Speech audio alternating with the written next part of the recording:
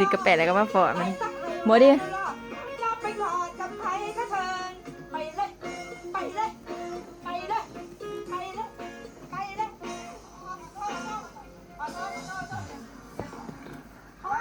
เขาไม่ได้ไล่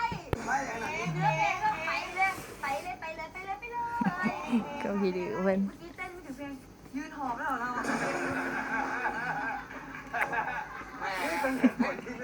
อุ้ยแอมมินมินบุ้ยอ่ะดูกันสุกโอ้สิกวนไปได้แตกแม่เบิดเลยแอร์มาแอร์ดิจะพอไอ้หนังซื่อๆบ่ปาปูตีงมืออาชีพจะต้องเปิดงานพี่ชายครับนอกจากเพลงโรงแรมอะไรนะโรงแรมใจ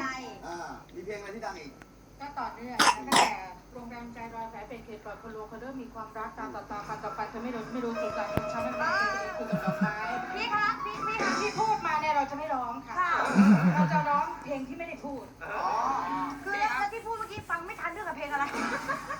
โปรโมทอัลบั้มทีไม้ทานเกือบหมดนะครับดีไหมจะแม่ดิ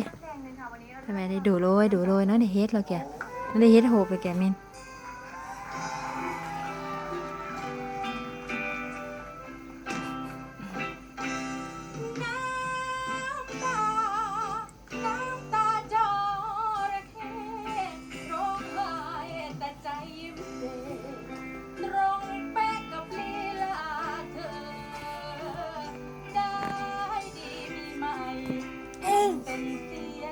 น้องยา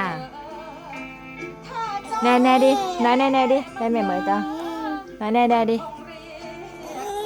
ได้แม่เหมยตาแน่ดิมัมหน่อยมัมดิมัมน้อยเฮ็ดเลยบ๊ายบาย